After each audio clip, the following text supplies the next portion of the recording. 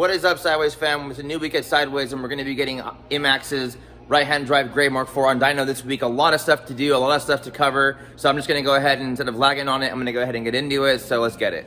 So we got a few things going on right now with this thing, and the intake manifold is off already. So I'm getting my wiring harness already all planted up and hooked up and grounded. New powerhouse racing fittings already been installed in the power steering pump. And we're about to put all the sensors in the fuel pressure regulator, put the oil block adapter on with the fitting, and get the intake manifold already all fitted up and done. Caden's over here already installing the map sensor, getting everything all fitted. So this is gonna be going on tonight. We're gonna go ahead and get the cams done next. I'll do a quick little time lapse of me installing those. And then pretty much we're gonna be getting this thing started. We gotta hook up the fuel pump still, put the fuel pump in, the relay assembly. I also got to paint the valve covers. I told the customer I paint the top cover since he saw our other video and kind of liked how Eddie's car came out. Get the bumper on, so I'll do the exhaust. Much more to come, so stay with it. So we got Mr. Caden pulling out the fuel pump in the Mark IV right now. About to change this ugly mess. And it's also a good time for us to also look inside the tank and make sure there's no rust so that we can know what to tell the customer. But we're not going to be getting into that too much with you guys because obviously we have another video. Last night we were here pretty late, so I got a few things to do today on this thing. So a little update, guys. Intake manifold installed. Wiring harness is almost there. Just need to go ahead and put the connectors through the firewall right there and bolt it down. And I mean, we're making good time on this thing. Cams are going to be the next thing we're going to do, so we can go ahead and put the whole front of the car back together. Radiator, shroud, hoses, intercooler piping, get it all back together with the hood and the bumper on, and get this thing started. So I'm gonna do another thing, as I said before, very similar to Eddie's car, and get the top painted because this thing is just super ugly. The valve covers are super oxidized and just look really, really, really crappy. And I mean, mind you, the engine bay still needs a lot of work. And I mean, there's a little bit of rust here and there because this was a Japanese car that obviously sat for a long time. But I mean, we're gonna do our best to make it look like one of our typical Sideways cars and put the little cherry on top. So stay with me and we're gonna go ahead and get all this stuff done. So quick, another update on this thing. Head is been taken completely apart as far as cams go. We're gonna be replacing the seals because God knows the seals are rock hard. Can't even push them down. So intercooler piping is done. Power steering is mounted. Harness is ran through. You can kind of see how it all is right there. So over here, Caden's sanding the valve cover so we can get ready to start painting them. So just wanted to show the cams next to each other. These are the BC 0311 VVTi models. Just totally beautiful. If you want to see the part numbers, it's right there. 2JZ GTE VVTi. You can see it right there.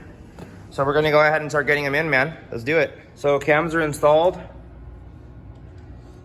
Wanted to show everybody the part number for the cam seals. This is for the OEM Toyota 2JZ GTE. And also the same as 2JZ GE VVTi. So some people think that both of these two are different seals. They're not. They're the same identical one, but just to kind of give you guys a little pointer and what part number it is there you go. So after a bunch of long nights and hard work and just sweat and tears of just dealing with this craziness of this car, but a lot of under dash action had to happen for converting this thing to manual and just struggling under the dash for a few hours. But to get off of that subject, it is just looking awesome. Engine is already basically done. The harness is in. I mean, like, we're gonna be starting this thing in a few minutes. Danny's on his way. So, I mean, stay tuned. We're gonna be starting this thing up. And in a couple of days, we're gonna be getting on dyno, getting this thing out of here and onto the new project. So, hope you enjoyed. Let's get it.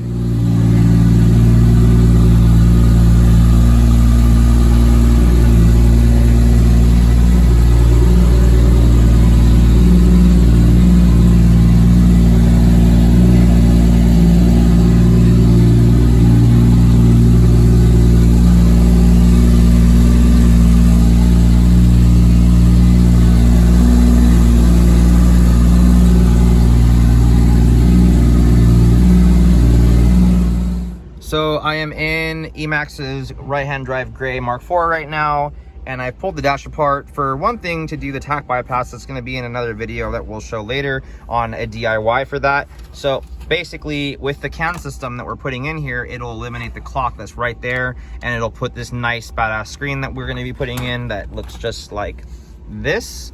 and it'll sit right here and look super badass. And like literally this BTI system is so easy and awesome to where you just unscrew the 2 wing nuts, it fits right here in the factory hole, and all you have to do is literally get 3 screwdriver bolts right here, pull it out and install them, and we're good to go. So I'm gonna go ahead and flip this over, get it all in the car, and you guys will see it running in the car right now when I'm done. Alrighty, so let's check it out. Boom. Just fits super awesome.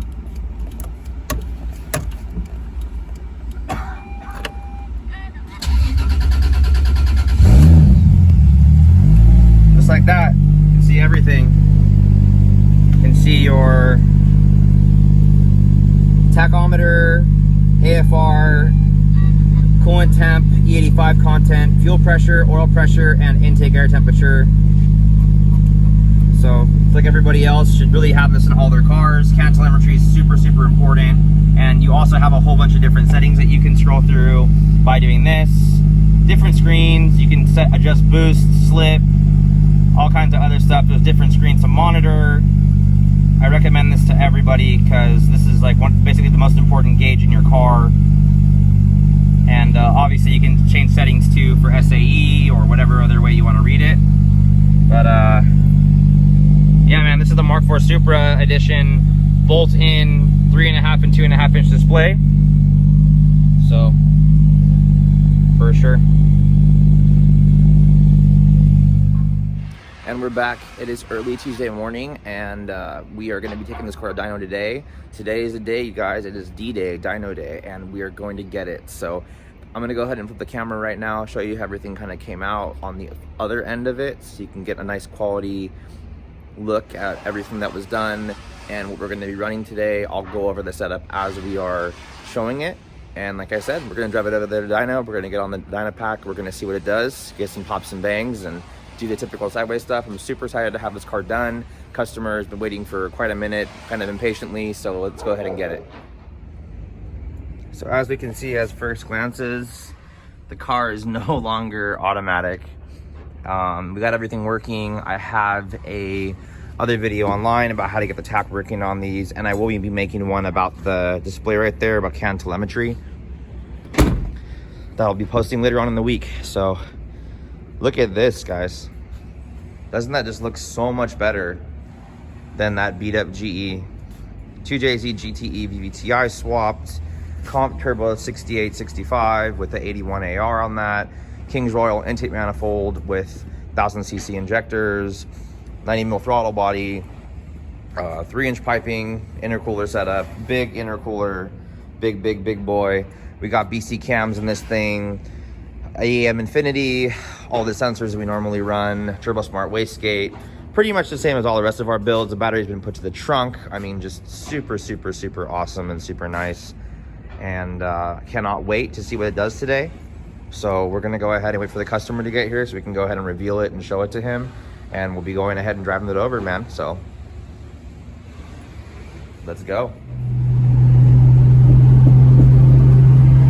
What up, guys? So we're here with my buddy Emax, Reggaeton star from El Salvador, and right now we're on our way to dyno, about to make some power with this thing, go have some fun. So let's see how the day goes. It should be a beautiful day, and let's get it. Yeah.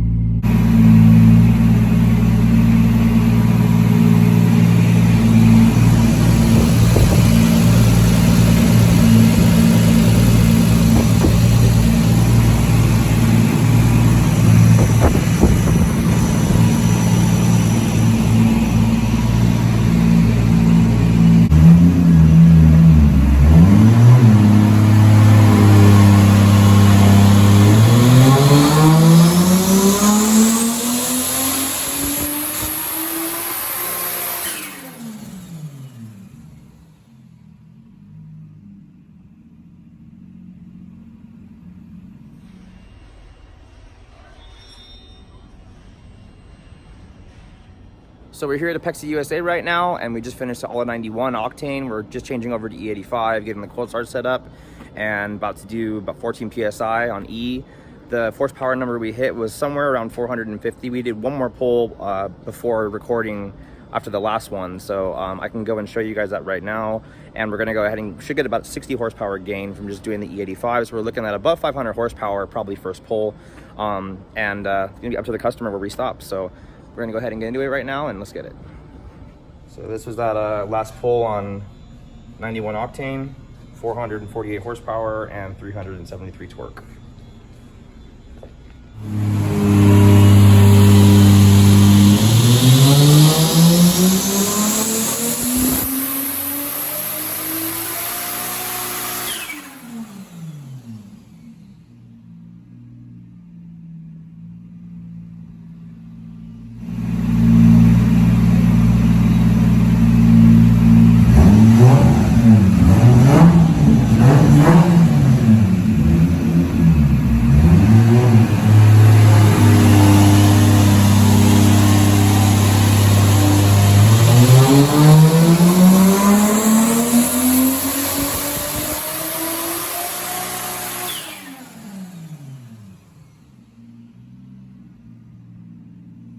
Holy shit.